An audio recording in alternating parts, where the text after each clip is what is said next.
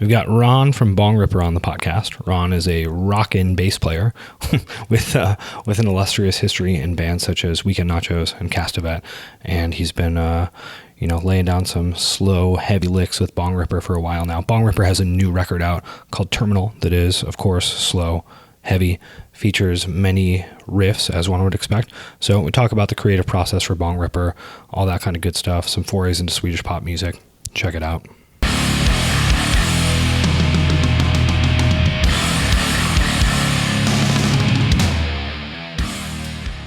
I do have my one of my favorite calls that I ever got, though, was it wasn't when I was like an acting supervisor or manager, whatever, but someone called in and I'm like, hey, this is Ron at Reverb, how can I help you?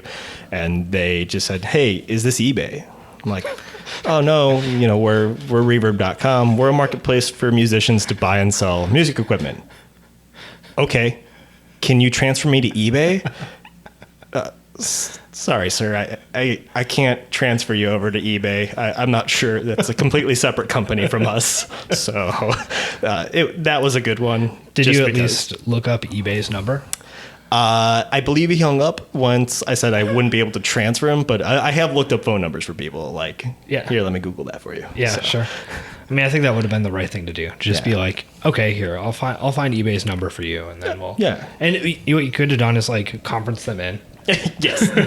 Get a three-way call going here. But yeah. What would Longmont Potion Castle have done? I'm not sure. What? Are you unfamiliar with Longmont Potion Castle? I am unfamiliar. I feel like you would probably enjoy Longmont. He's like a prank phone caller with a particular like absurdist bent. And he is known to like conference multiple people together. So he'll have like two prank calls going at the same time and then, like merge the calls. Lovely. Yeah.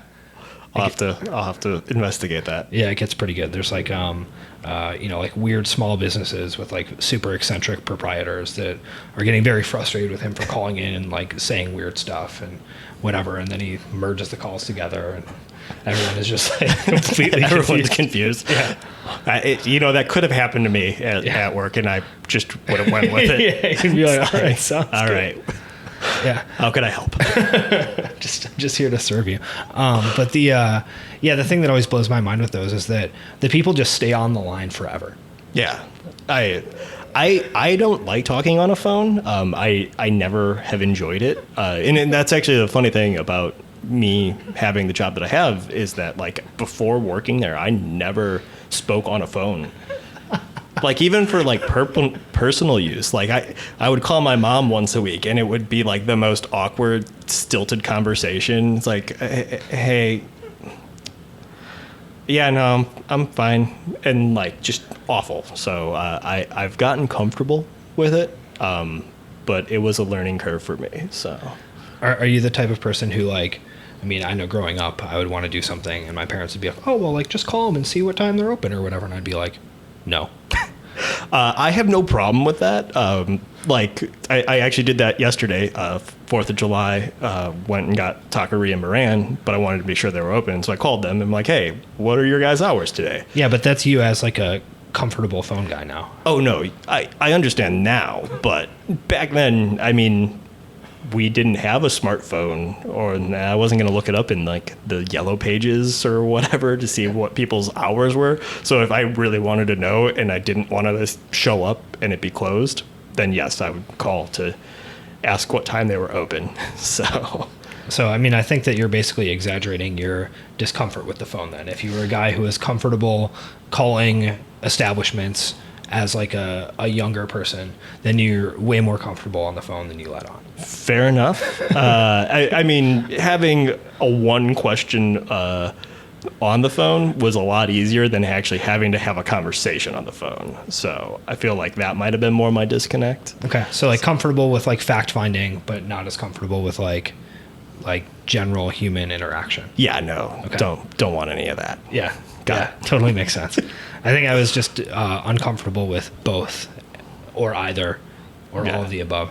I remember like, friends in like junior high, like friends would like want to talk on the phone and I'd be like, why would you want to do that? Yeah. No. Like, and this isn't even like girls. This is like, like. Oh yeah, none of my friends would call and like want to talk on the phone. Yeah. But and what's really odd is that I held out on texting for like way too long because it was an established technology. Everyone was doing it, and I'm like, no, I don't want to do that. But it was before like phones all had a keyboard, so I feel like getting a keyboard that you didn't have to like press the number 3 times helped with that. Yeah. But well, everyone had like a Sidekick long before I did.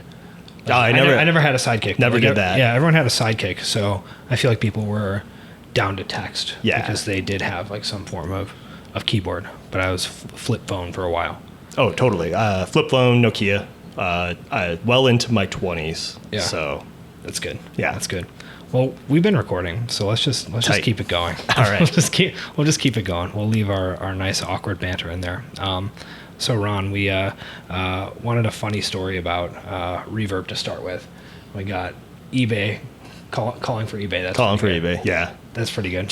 Well, I mean, when you call into the internet, you can just get connected anywhere. That's the way I like to think of it. So if you get a hold of one website, you're bound to be able to get on. I mean, Reverb kind of sounds like eBay. It's like the same word, basically. Yeah, it's got the same number of syllables.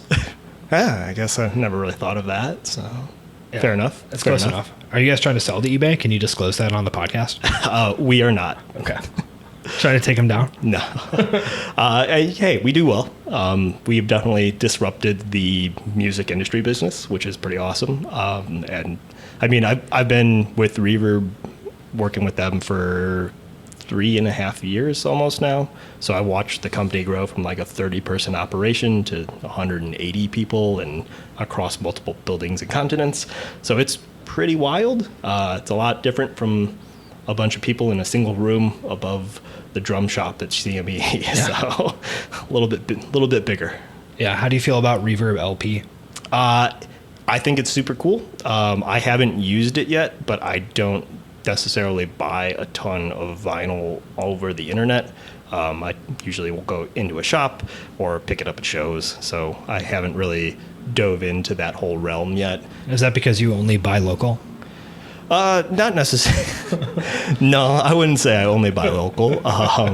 But I mean, I tend to only pick up LPs that I know that I'm going to listen to regularly, because you have to sit down and put the record on, and I have the record player set up in a separate room of my house, so it's like if I'm doing that, that's all I'm doing. It's not an on-the-go thing. So you actually will like literally set up a record and like just sit and listen to that? Yes, that's primarily how I listen to LPs. How do you focus in 2018 and do one thing at a time? Focus? Usually laying down. Just like leave the phone face down on the ground. Yes, face down. No, I'll usually like lay on the couch and just listen to a record and kind of just space out, focus on what's going on with it. I mean, that's actually kind of awesome. What's the most recent record that you did this with? Most recent record I did this with. I picked up the new Hop Along record, and I hung out and listened to that. I got the new Yob record, and I've listened to it a bunch of times, but I haven't had the chance to like do the dedicated listening experience. The full lay down. Yeah, just like lay down. The girlfriend experience. Yeah, basically. I work an early shift, so I get out of work early. My wife, up until very recently, was working until 5, so I'd have a couple hours at home just to do whatever I wanted until she got home. And most of the time that was like hang out and listen to a record. My dogs would just like lay on the floor or bug me, but you know, it was a nice like chill thing. She works remote currently, so she's home. And she's working in the room where the record player is, so now I'll like put music on the TV and do that. Got it. It's not quite the same experience. Not quite as authentic. No, not nearly. Dude, yeah, it's all digital and messed up now. Yeah, Spotify, and I don't pay for Spotify, so every 15 minutes I get the sweet commercials. But I understand that like streaming is the future and it gives you access to unlimited music, and that's awesome.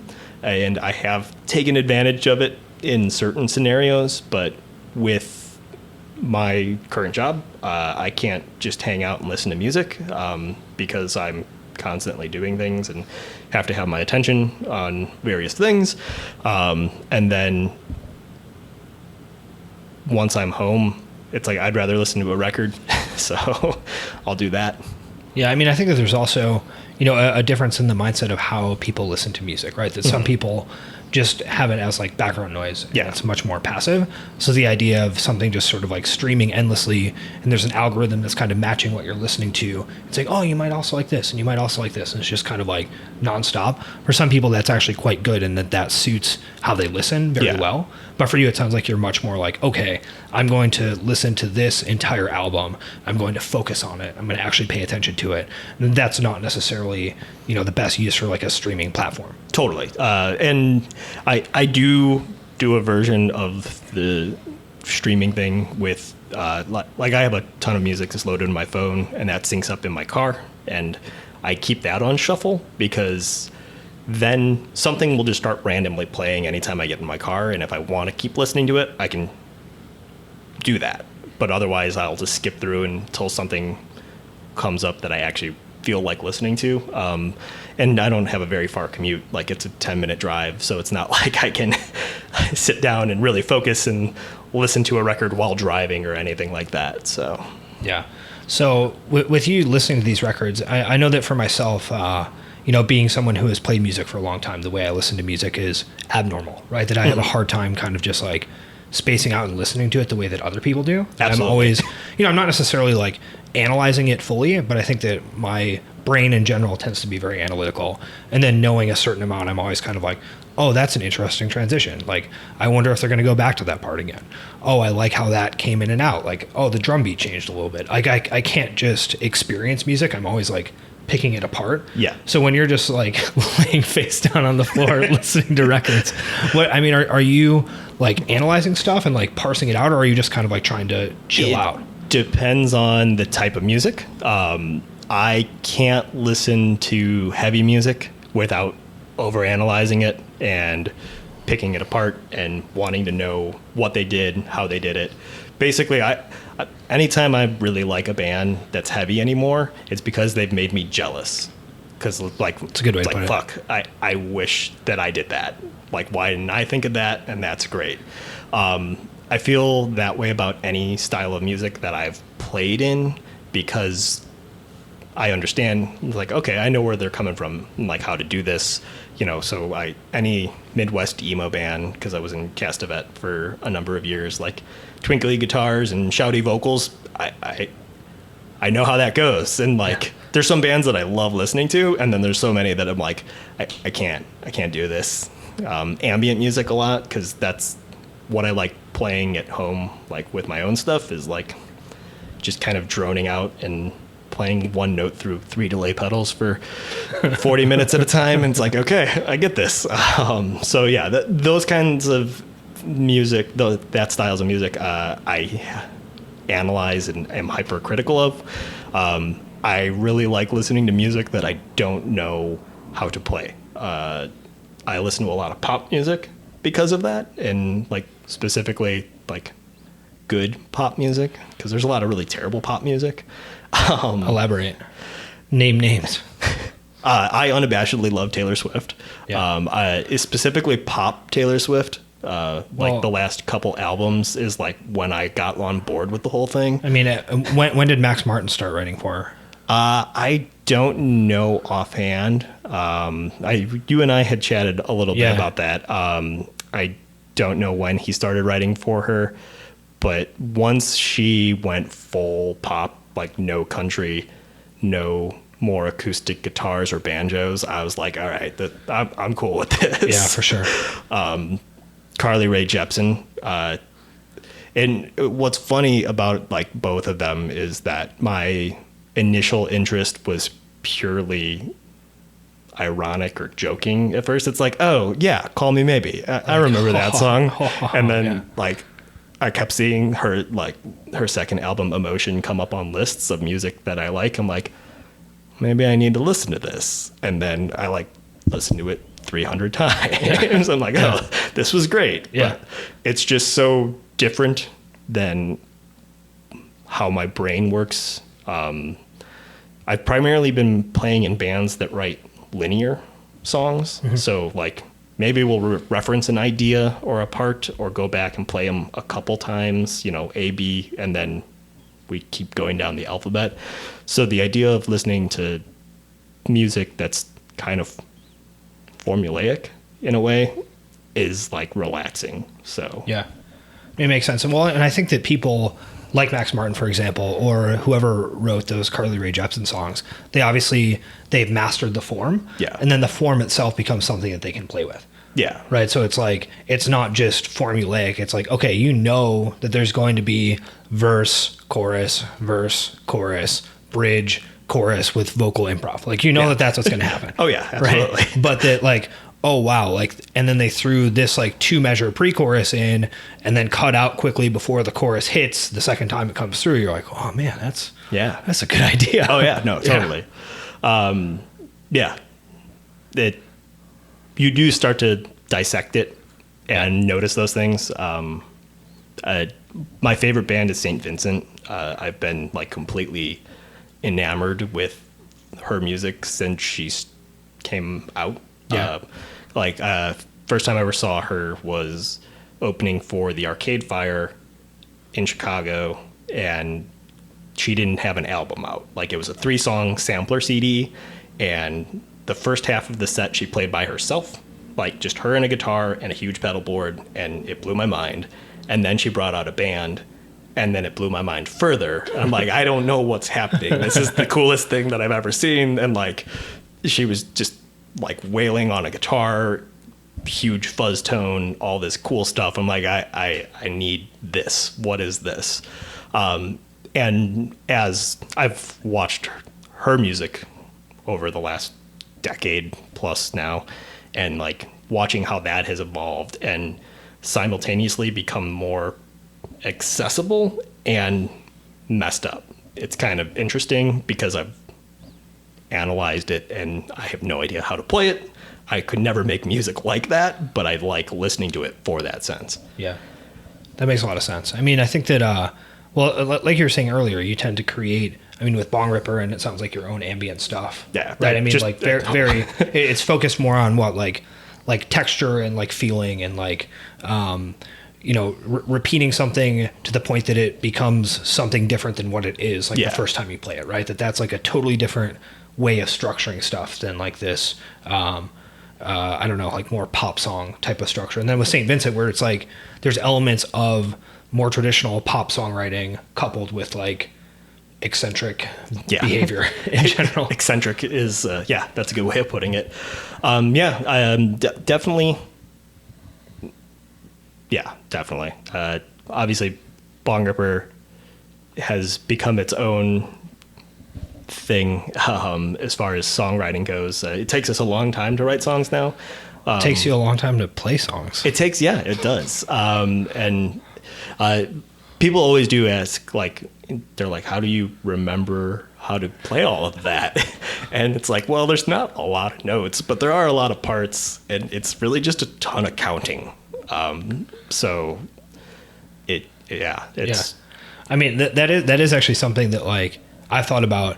I mean, with Bongripper or other similar bands where it's like, okay, you're like having band practice and you're like, I know that sometimes with like Rats, we like struggle if like, okay, do we play that part like 6 times or 8 times? Like, how many did we do that? Like, oh man, whatever. It's like, okay, cool. Like, oh, damn, guys, we played 24 instead of 32. It also doesn't help that all 4 of us will generally consider one a different length. Yeah. Like, well, wait, what are you calling one? How has this not been standardized? Yeah. Like, this happens all the time. Yeah. Like, and I I know that this is going to happen, and I try to preempt it. Where I'm like, okay, cool. Like we're going to do this for like 8 measures. Like, and I'll try to like be specific and be like, no, like measures. Like, it's 4 times, it's 8 measures. Like, we all good? Or I was like, yes. And then like immediately, it's just not the same. No, not at all. Yeah. It pretty much usually like 2 people will be on like the same page, but then the other 2 people will be on a completely different page from the others. So there's at least 3 pages going on of like what we're all considering to be the length of one part. Well, so for you, Yeah. if you're saying, okay, cool, we're going to play this 4 times, do you mean you're going to play the entire phrase 4 times? And is it, so let me ask you this also. Is this only when it's like an A-B part, or does it happen other times too? It depends on the part. Typically, I will consider one a full time through the phrase. Yeah. So one would include A and B. Yes. Okay. Cool. Yeah, I would call that. I agree with you because that's once through the progression. Yes. Yeah. Yes. Cool. We're on the same page. And so, well, and so, what do other people think? Whether they're counting A as 1 and then B as 1. So if like it's A B, they're like, oh yeah, cool, that's 4. Yeah, I think that mostly will come from Dan, our drummer, because as far as he's concerned, he's like, well, no, like, here's the measure. I play it 4 times. Yeah. Where it's like, no, guys, that's just 1. Yeah. It's like, so I feel like that's usually where the disconnect is. And we've been playing music together. Oh my God. We started playing music together when we were around 13 or 14 years old. Yeah. So it's been a lot of years, and like, you'd think we'd pick this up, but like without fail, you're not alone. Like I said, every time I'm like, how is there no way to communicate this? Yeah. Like I've been dealing with this problem my whole life, and there's just no way to do it. You're like, you think you're all on the same page, like you're looking around, and then like when it's time to switch, you're like looking around, you're like, okay, like here it comes, like it's gonna happen now, and it still doesn't. No. Yeah. Yeah.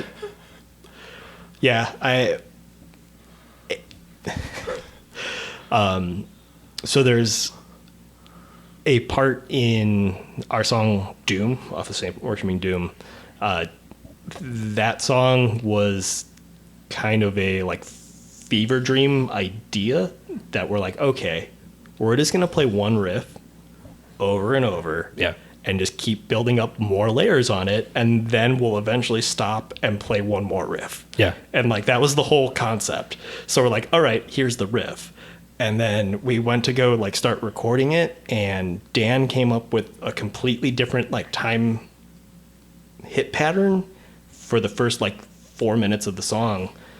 And it took us forever to figure it out. And it like made total sense to him, but like none of us figured it out. And we're playing that album in full at St. Vitus later this month. Oh, that's cool. It'll be the second time we've ever done it. Did you do that at Roadburn? Yes. That's cool too. The first time we ever did it was for Roadburn, but we're playing 2 nights at St. Vitus, and we're doing that full album all the way through. And so we had to relearn how to play Doom. And it was that like same conversation of like, okay, what's actually going on here? Like so is this like a Lars Ulrich thing where he just like is coming in at like the wrong time in the riff, but it somehow makes sense? I probably. Yeah. I think at some point we communicated like this idea, and then he came up. He's like, okay, it's gonna be a hit, and then there's gonna be 16, and then there's gonna be 4, and then there's gonna be 4, and then there's gonna be 8, and then it's gonna be 16. And like he came up with this pattern, but there's only 3 notes in the riff, and it's clearly a pattern meant for 4 chords. So we're playing the 3 notes in a row, and he's going on, so it eventually syncs back up and like goes in. Yeah.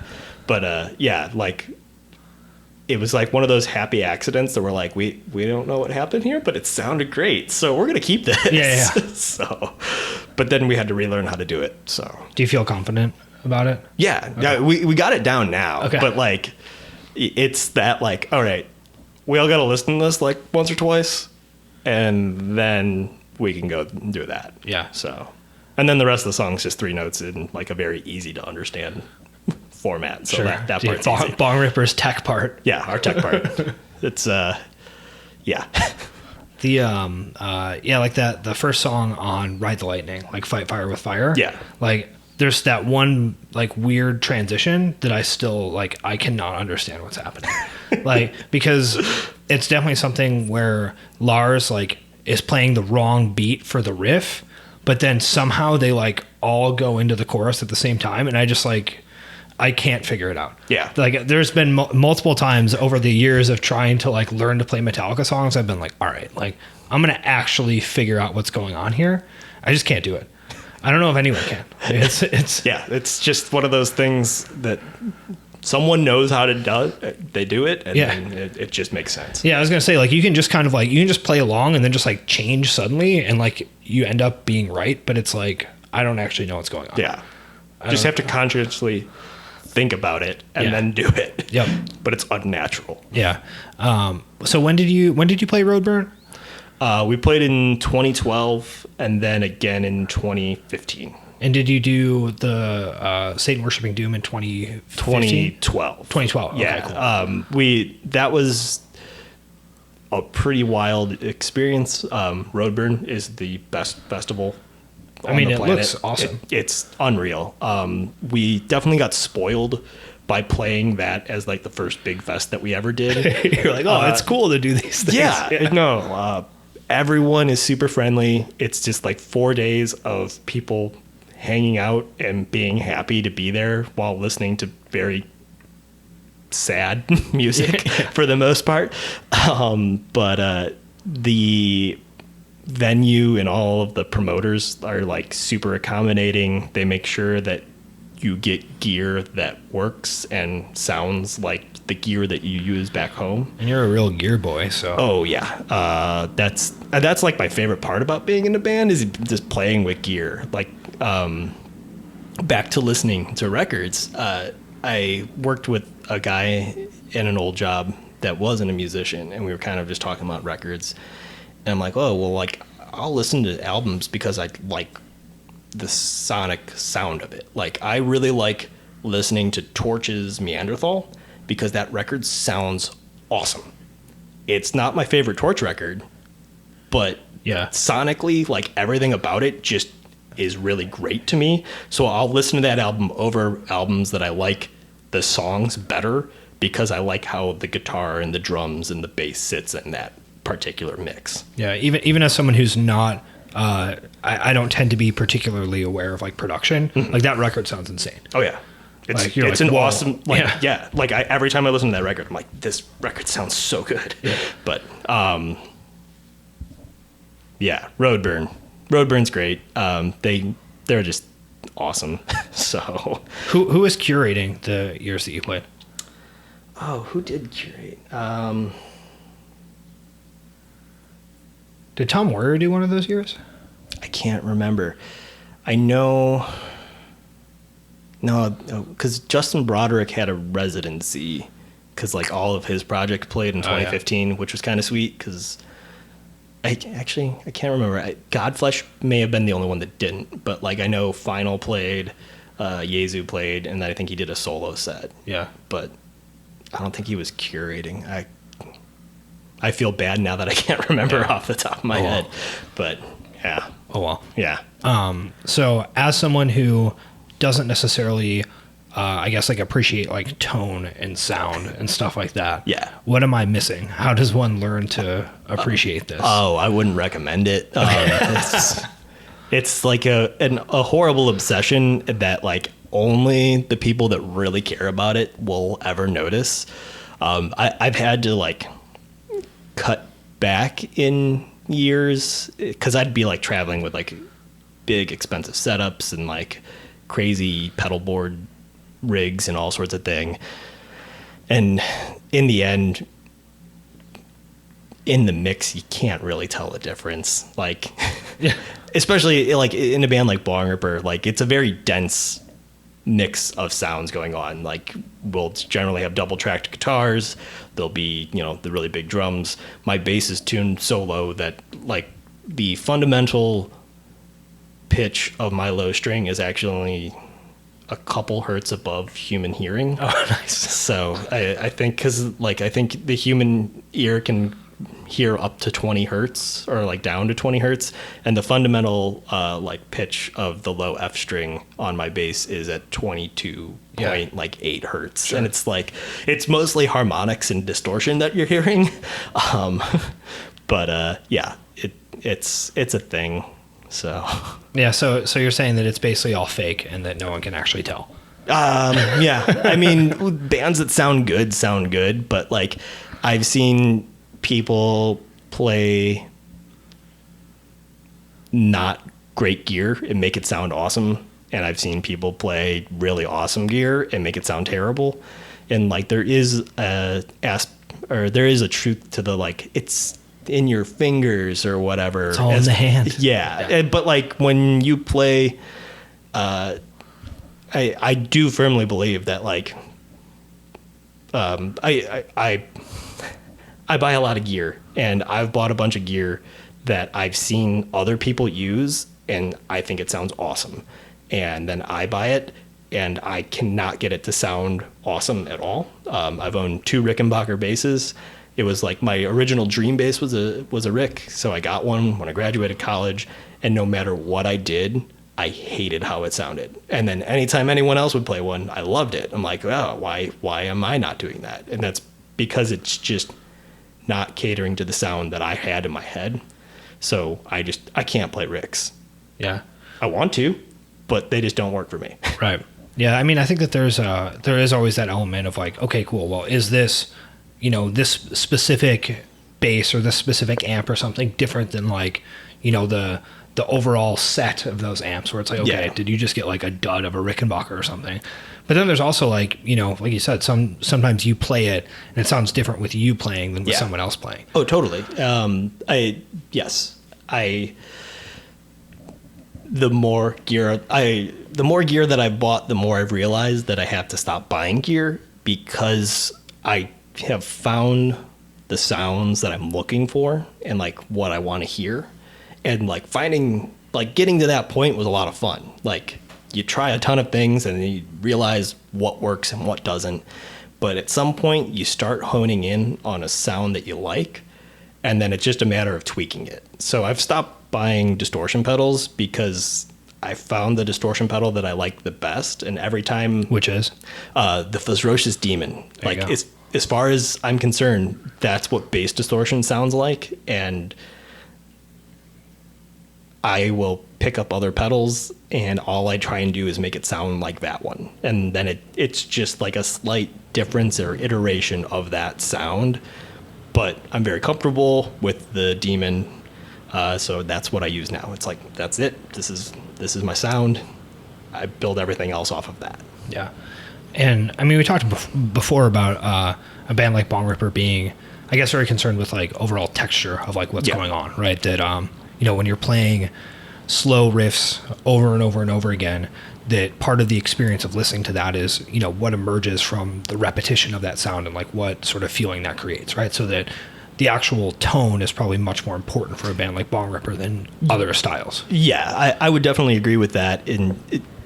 We don't have vocals. We're not telling anyone what they should be hearing or what they should be thinking. So it is about listening to the texture and the sound and the feel and the density of the music. Obviously we got some studio magic, and we'll have like overdubs and extra parts that we can't necessarily always pull off live, but we never try and do anything that's too far off that it's like once you see us live, you're like, oh, that didn't sound anything like the album. Losers. Or whatever. Exactly. But I mean, yeah, we've always felt that we're a live band, like a band to be experienced. I'm proud. Excuse me. I'm proud of all of the records we've done. This new album that comes out tomorrow, but probably will be out by the time that this is posted. Yeah.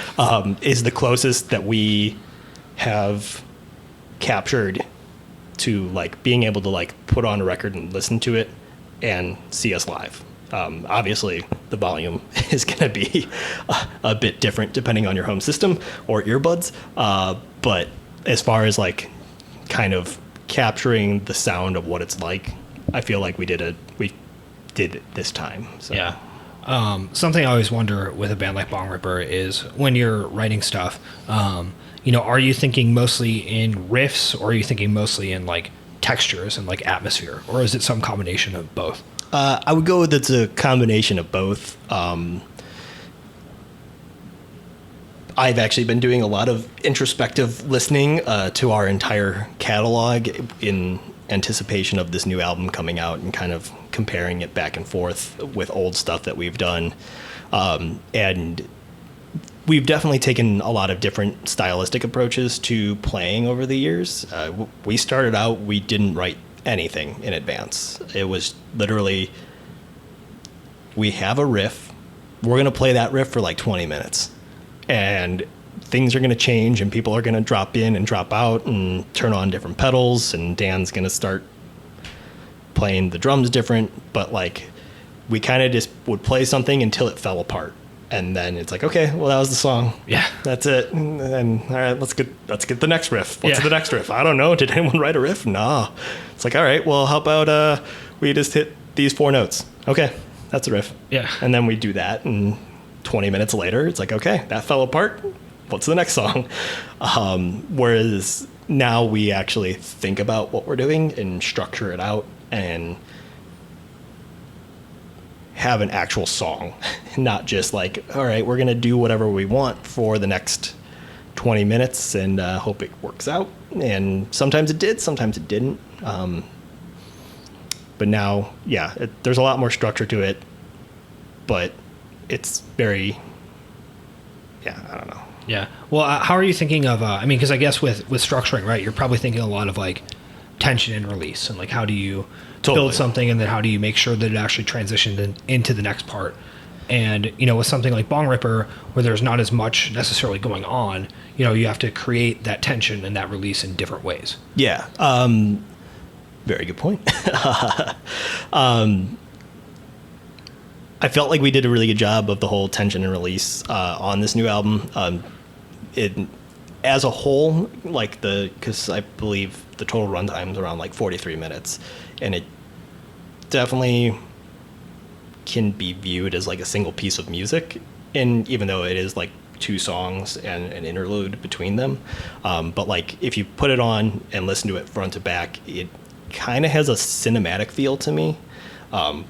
Like I would be walking around the neighborhood with headphones in, listening to the mixes as we've been, the 3 million mixes where, everything gets changed ever so slightly. The tone has to be perfect. It does. And it's really... Are you guys like hard to work with because you're such tone freaks? I don't think so. Well, Dennis does all of our... Oh yeah, so yeah, mixing and mastering, so and it's fine. Yeah. He records everything, so like it's actually pretty it's not too bad. We also come in like knowing what we're going to be playing and what we want things to sound like, so it's a matter of like, okay, this is the sound, let's make it sound like that on the studio monitor now. Yeah.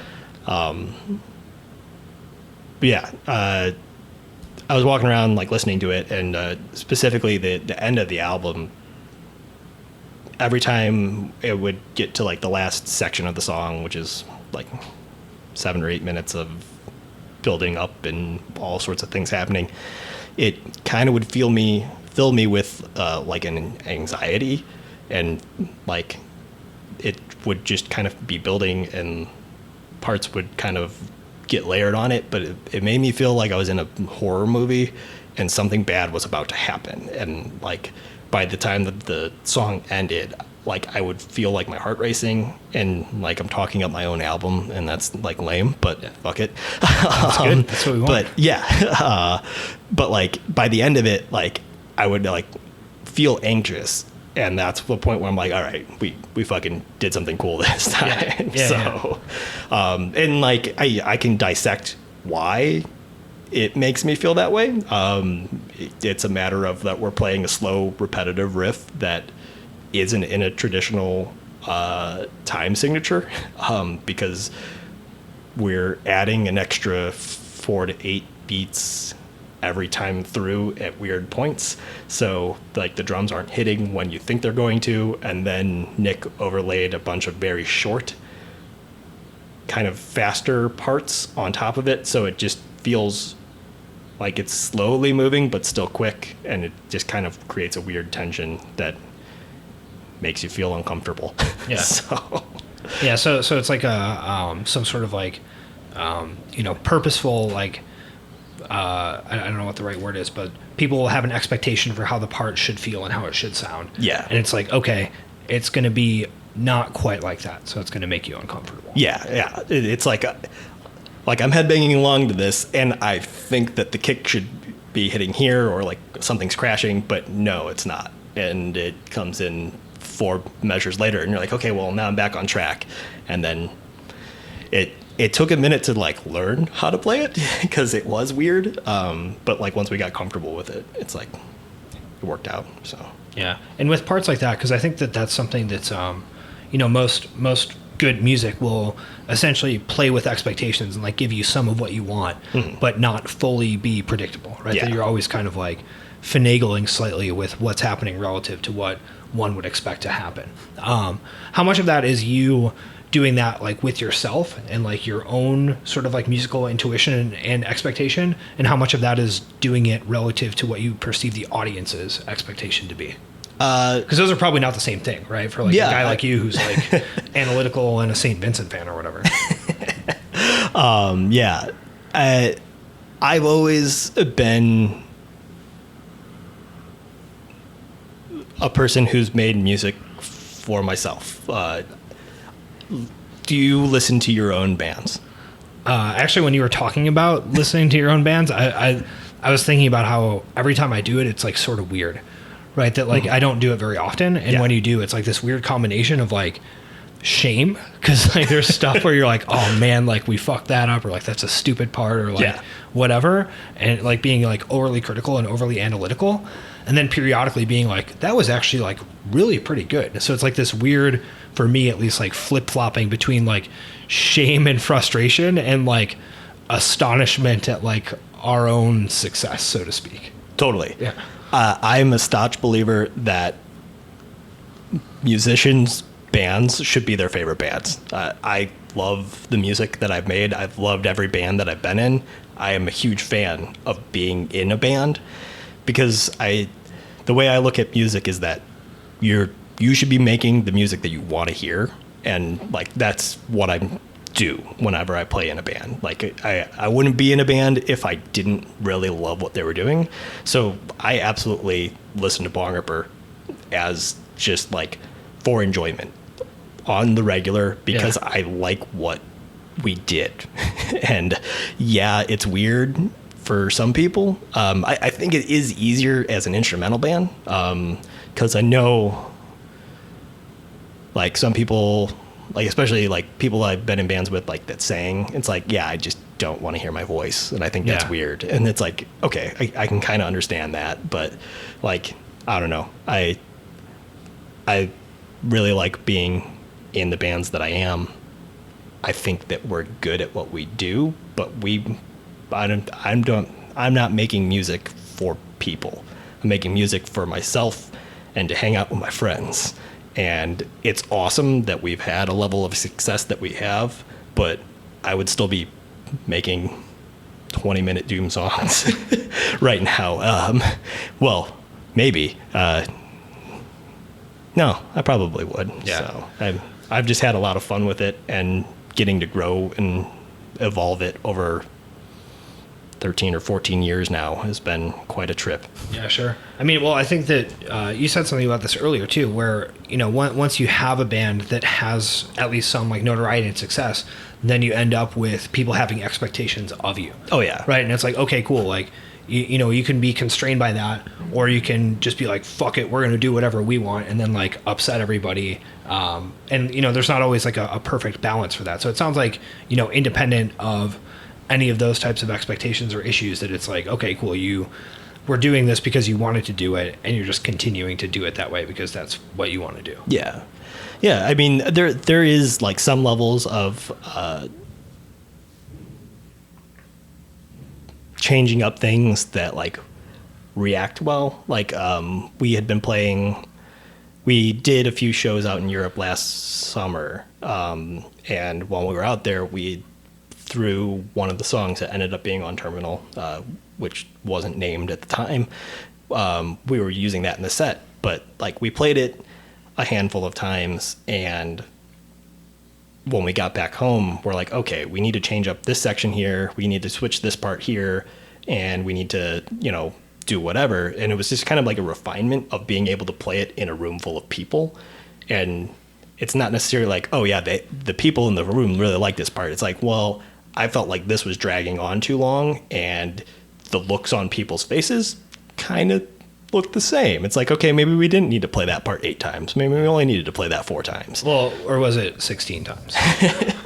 I think it was like 2 times. Yeah. So, yeah. But yeah. Yeah, it was interesting because we kind of edited the songs. Yeah. I mean, it's almost like a stand-up comic or something. Yeah, who yeah. Is working on material, and they're not necessarily like fully catering to the audience, but you get real-time feedback and you're like, oh, okay, I see. Yeah. That didn't actually work. Yeah. Like people didn't understand that, or. Yeah, totally. Yeah. Which, I mean, again, it's, I think that some people will say, oh, like I don't do anything with like anyone else in mind ever. And it's like, yeah, that's probably not true. Yeah. Yeah. I mean, I would be bummed if like this album came out and then everyone's like, no, that was terrible. It's like, of course I want people to like it, but like I didn't write, I don't feel like we've been 2% releasing. on Rotten Tomatoes. Yeah, exactly. Critically panned. Yeah, we gotta, well, I mean, we beat Gotti at least. Isn't that one still at 0%? Oh, I wouldn't consider myself to be an expert on the lowest Rotten Tomatoes ranking. It's John Travolta's new movie. Yeah. Where he plays Gotti. But yeah, it had like a 0%. And then they were like launching an ad campaign about like, the critics don't want you to see this. Yeah. It's like, that's not really how that works. But I mean, hey, you know what? I think it's like the whatever the rental car thing was. It's like we're number 2. We try harder. Yeah. And it's like, you just like, gotta, all right. You just gotta flip wherever you're at and make it actually work. Yeah. Cool. So, I mean, we sort of talked about, the difference between kind of just like jamming out some riff ideas and putting songs together, as well as like trying to come up with like, I guess, more specific riffs and structure for like creating something. I think that one of the questions that I always think through when I'm trying to write a song is like, okay, what is, I guess, like the main focus of this? Like, what do I want the centerpiece of the song to be?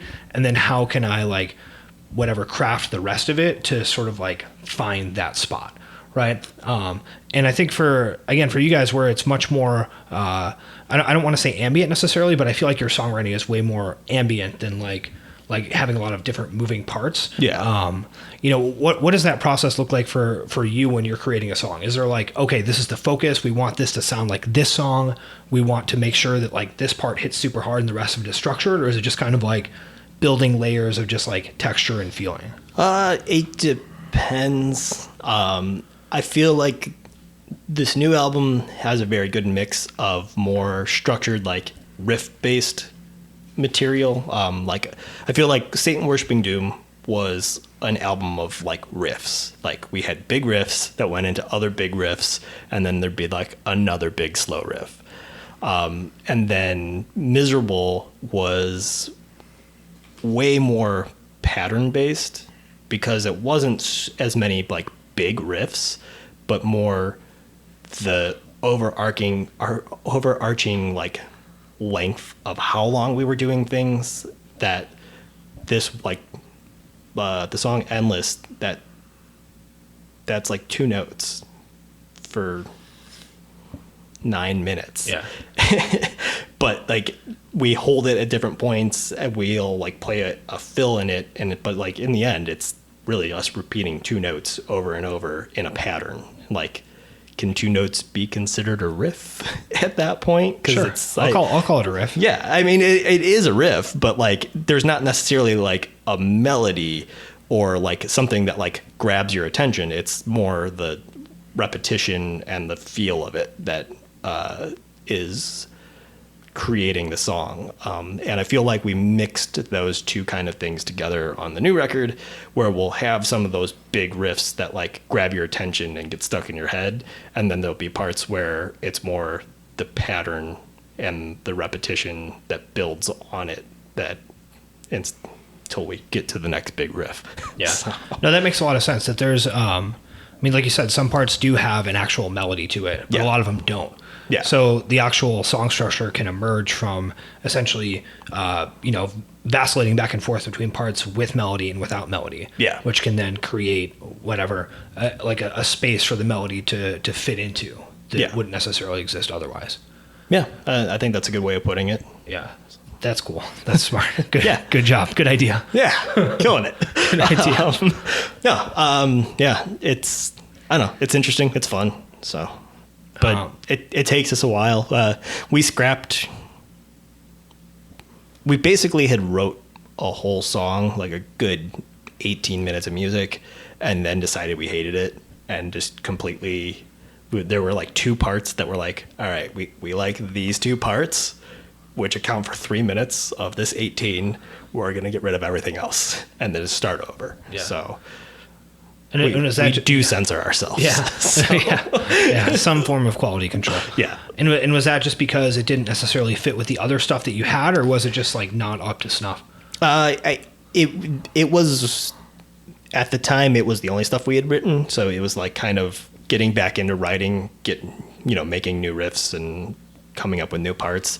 But yeah, when it came down to it, just wasn't up to snuff. Like, we kind of had ideas and they morphed, and by the time they arrived to where they were at, we're like, I don't actually like this all that much. Like, this isn't that good. Yeah. So Yeah, that's a similar thing happened to Like Rats, because we're writing a new record, and the first song that we wrote for it, just like, it wasn't even necessarily bad, but just compared to the other ones, it's like, oh, like this is actually not really, yeah. like everything else went in sort of a different direction. And there's like something here that's worth salvaging, but like we should probably just kind of, Yeah, it's like we'll keep that one part. Yeah. That one part was sick. Yeah. But like, let's figure out how to do that. So. yeah, exactly.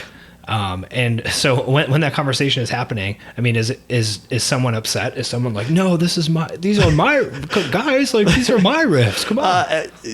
There was some apprehension of like, we got to scrap this because it's like, well, we've been working on this for so long. Like, why don't we try and fix it? It's like, I think how we fix it is not play it. Yeah. So we have always been a very collaborative band as far as like, everyone comes to the table with their parts. Yeah, there's not one person who's like the guy who's like, all right, It's like, all right, all right, here's the fuckers, riffs. like here's what's going to happen. But most songs will just get made, like someone will like have a riff. It's like, all right, I got this riff, and then we all learn how to play the riff, and then it's like, all right, well, where should the riff go from there?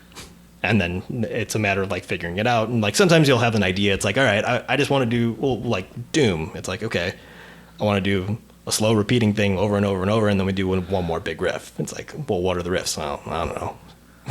Someone figure it Yeah, out. someone come up with something. Yeah. 2, 3, open. Got it. All right. Yeah, Great. great, easy.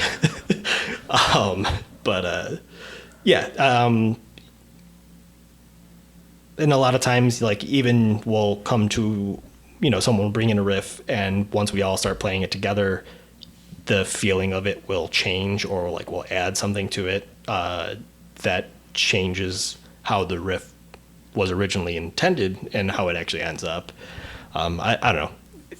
No one ever seems to be too upset because we've always kind of worked that way. So it's never like, yo, man, I hate that. Like, let's not do that. It's usually more of a like, all right, let's play it. It's like, what if we try it this way? Or what if we hold this out longer? Which is usually, let's play that slower. That's usually our like one note. It's like, all right, that was good, but let's slow it down more. Yeah. So Slower. think this part should be slower. Yeah, that's super interesting to me because I've almost never been in a band that has been collaborative like that. Right, that every band that I've been in has been much more of like a benevolent dictatorship by one person, where there's like one person who very clearly is the main creative force behind the band. They're writing most of the riffs. They're coming up with most of the song structure. You know, there may be some element of like, oh, okay, like, well, we should do that again, or like, I'm not sure about that part, or like, what if we do it this way? But it's usually like, okay, like this is how it goes. Yeah. Let me show you how to play it. Like, cool, we're good. Like, let's move on. Yeah. We've had like 2 tracks that have been like front to back written by one person. Nick, like front to back wrote Sex Tape. Yeah. Off of the 7-inch that we did, and I'm pretty sure he wrote all of Fisting, which was on the split with Hate. Nick is a pervert, it seems.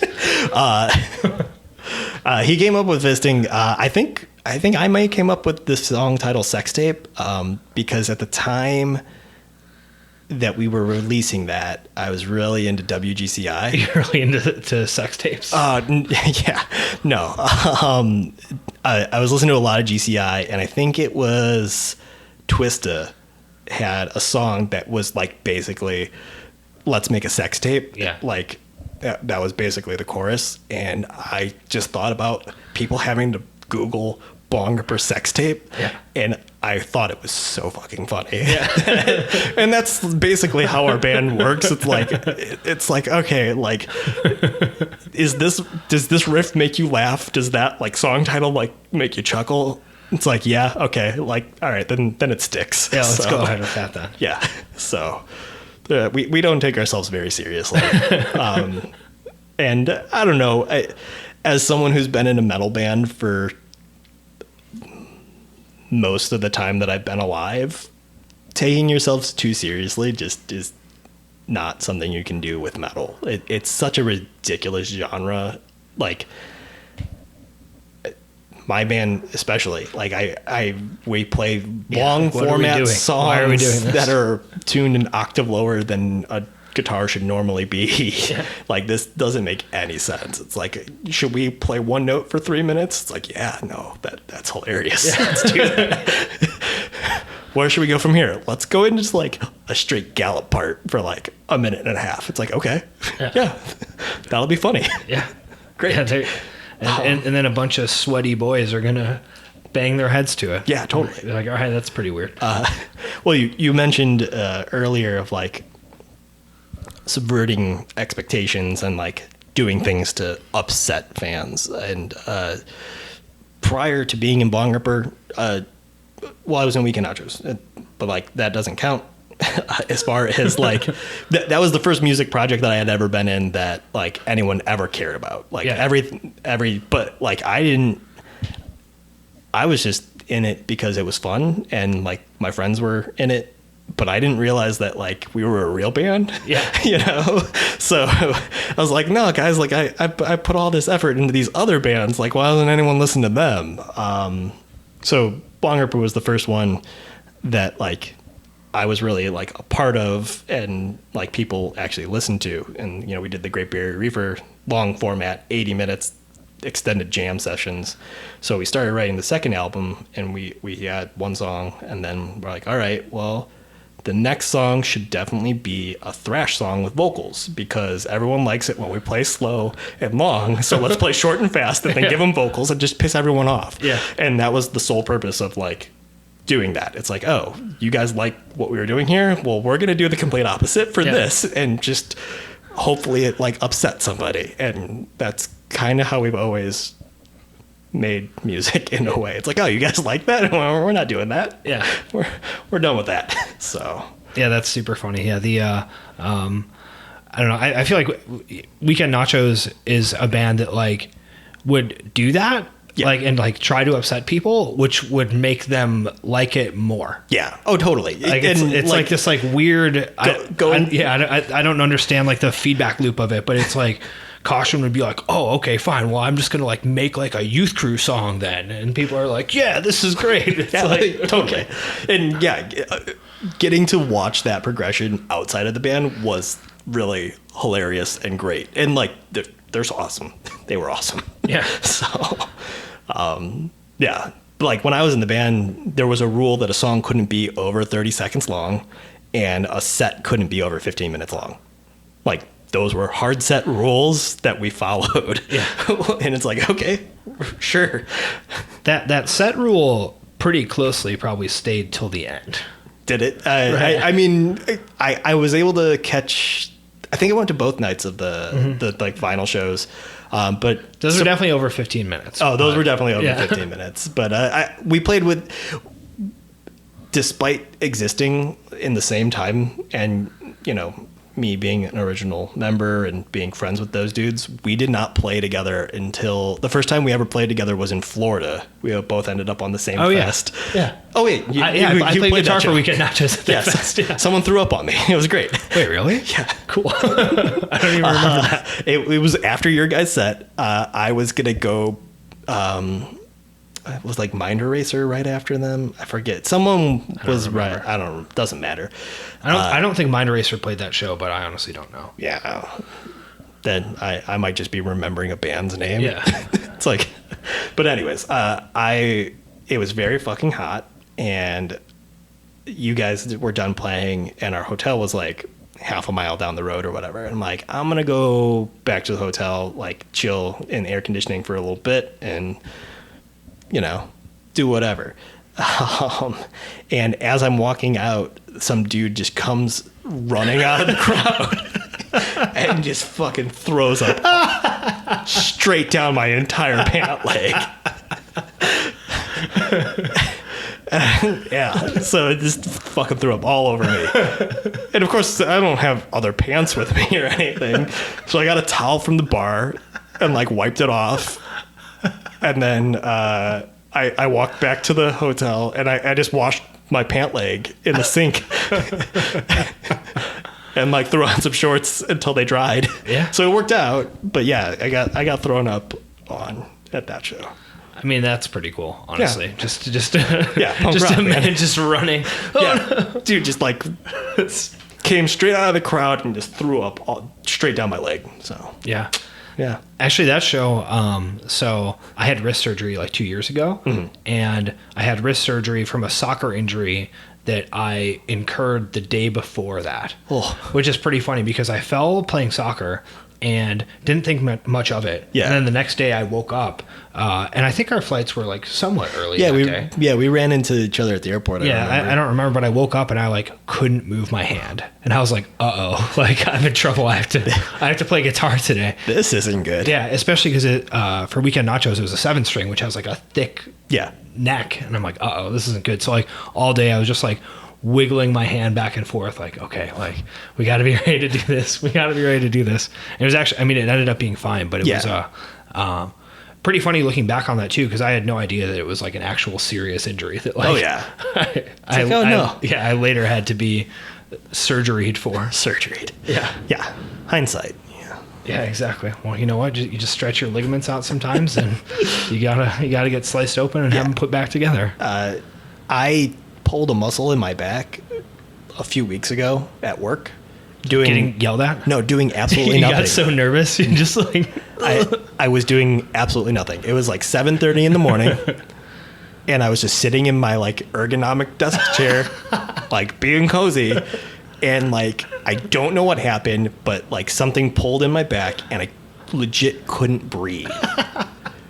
Like to the point where like I actually ended up going home because it didn't stop. Yeah. Like, but like it was just like, at least like when I've hurt myself earlier in times in life, or like pulled something in my back or hurt my knee, it's like I was doing something, but I was legitimately just sitting, yeah. completely motionless. Apparently breathing Yeah. fucking is too hard for me anymore. Sounds like your chair is not so ergonomic yeah, after no, all. I guess not. Very, very, very unergonomic. Very dangerous chair. Set you up for a serious muscle spasm. Yeah, so that was fun. So Icy hot patches really work though. That's Yeah. what I learned. There you go. Make a huge difference. Yeah.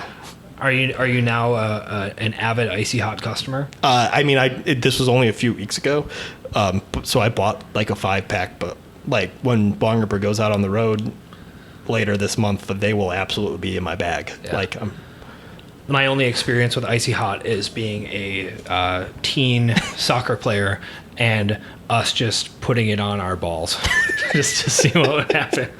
That sounds about right. Yeah, just stupid stuff. Yeah. Pretty much just It was icy and then it got hot. yes, So. very uncomfortable. Very uncomfortable. So Ron, tell me about this new record. What's the deal? In what way? I don't know. It comes out real soon. Yes. I heard a snippet of it online that I thought was good. What's up with it? Yeah. I mean, it's our follow-up to Miserable. Yeah, we haven't released anything since then. Because between Saint Worshiping Doom and Miserable, we did a handful of like splits and stuff. So this will be the first like release that we've done since that came out in 2014 because we're lazy and it takes us a while to write things. It's not reinventing the Bongripper wheel or anything like that. Like if people like our band, they hopefully will like it. It feels to me like what's the word I'm looking for here? Heavy. Heavy. Slow. Heavy and slow. It is heavy and it is slow. It feels like a culmination of a lot of what we've done throughout our career, kind of put together into a cohesive, thought-out album. Yeah, so there you go. It's much shorter than our previous releases, which was like a weird hump to get over because like it wasn't until we had both tracks laid like out, had the interlude between them, and like got to listen to it front to back. I'm like, okay, this is an album. Like this, like it's done now. Like you guys are thinking maybe you needed more stuff, and you're like, no, it's done. Like because it was. I mean, previously our shortest album was, I think, just shy of 60 minutes, and this one is 43. And you know we've always kind of done. Does that fit on one LP? Yeah, it's a single LP, and that was probably right on the edge, huh? Yeah. We did have to cut a couple minutes out of the interlude to fit on the LP. It was that, or like have the end of the song sound terrible. So we figured, cut a couple minutes of the synth droning and such wasn't the end of the world. So yeah, we did have to make a little trim for the vinyl cut of the record. But that was part of it, is that we've never done a single LP.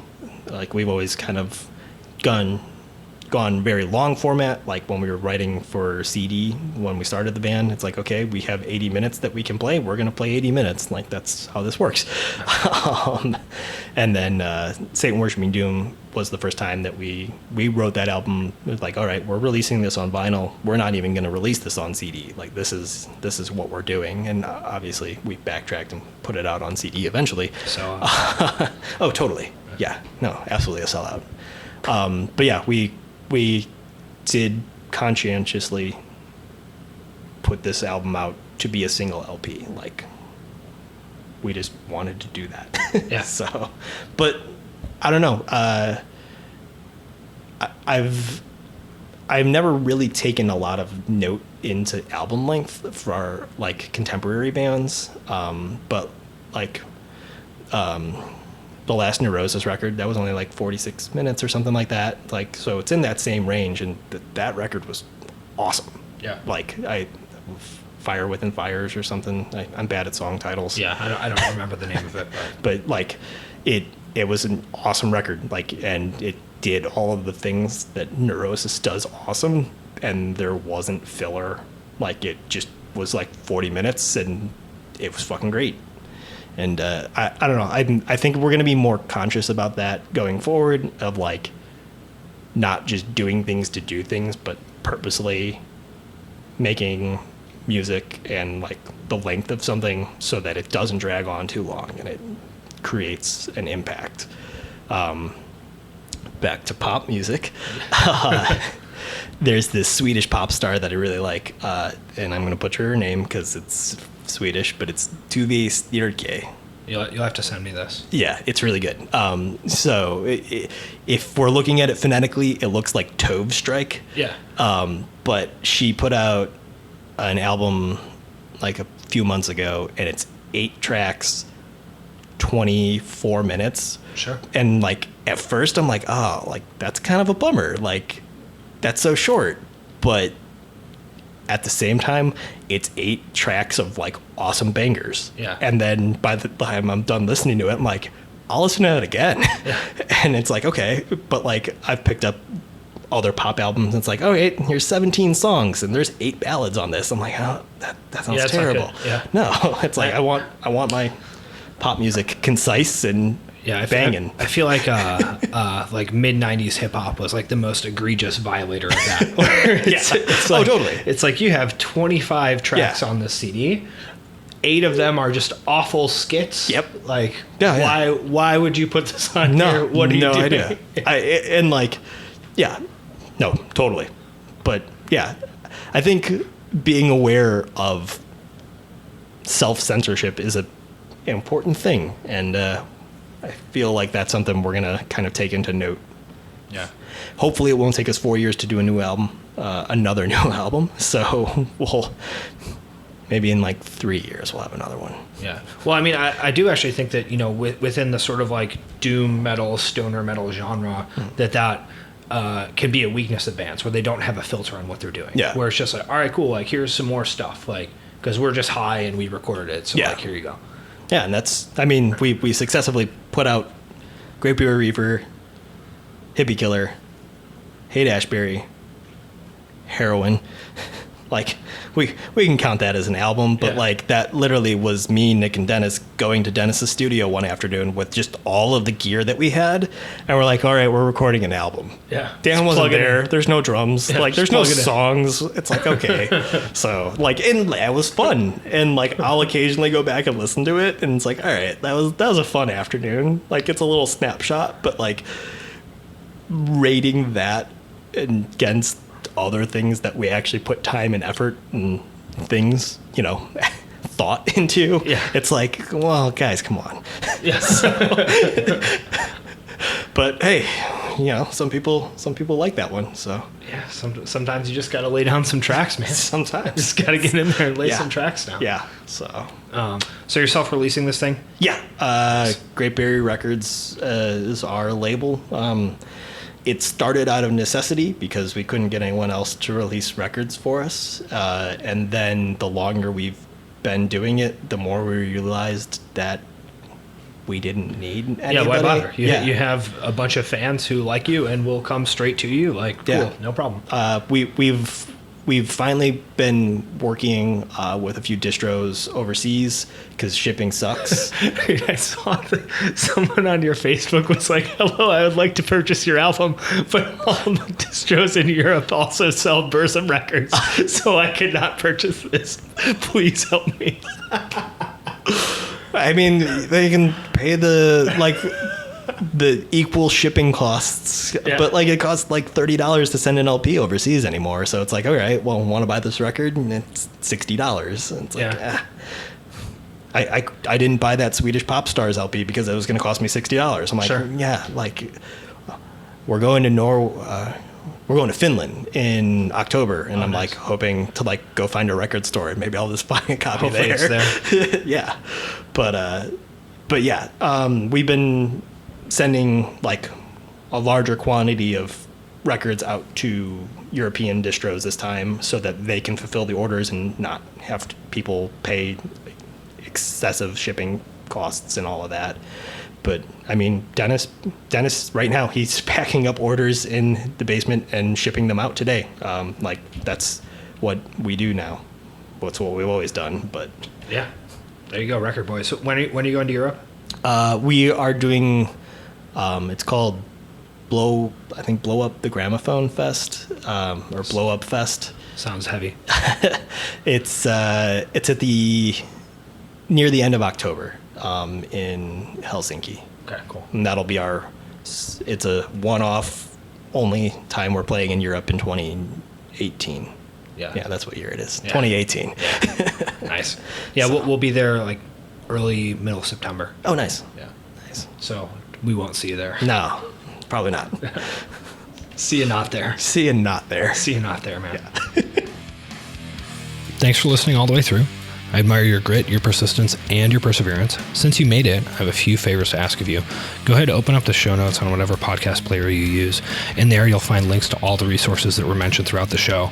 There's also some links there in which you can leave a review or subscribe to the show. And podcasters are always harping on this because this actually makes a difference in terms of the algorithms that recommend podcasts to new people. So if you do that, it helps more people find the show. And if you head over to toddneef.com, you can sign up to receive most of my thoughts and writing, which really only go out to the email list. A lot of it never makes it to the blog or the podcast. So if you like what I have to say and you want to see some of my recommendations and stuff that I've been checking out, go ahead and subscribe to that email newsletter as well.